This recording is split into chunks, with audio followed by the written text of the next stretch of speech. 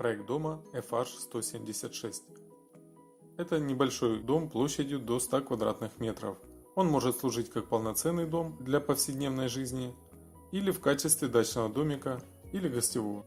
При своих небольших габаритах, помимо жилых помещений, он вмещает каминную зону и даже баню. Это проект одноэтажного каркасного дома.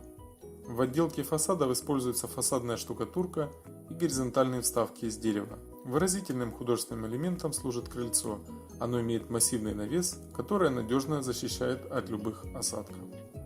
Планировка. В плане дом представляет собой прямоугольник, разделенный на две функциональные зоны. Основная жилая зона представлена просторной гостиной с камином, столовой и кухней. Вторая часть спальная. В ней находятся две спальни и кладовая. Разделяют эти две зоны. Зона подсобных помещений. Тамбур с одной стороны и зона бани с другой. В бане находятся предбанник, парная и санузел с душевой. Конструктивное решение. Данный проект предполагается возводить под традиционной каркасной технологией платформа. Фундамент монолитный, ленточный железобетонный. Перекрытие цоколя выполняется с использованием деревянных балок с утеплением.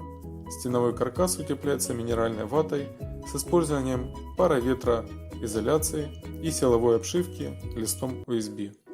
В доме предусмотрен холодный чердак.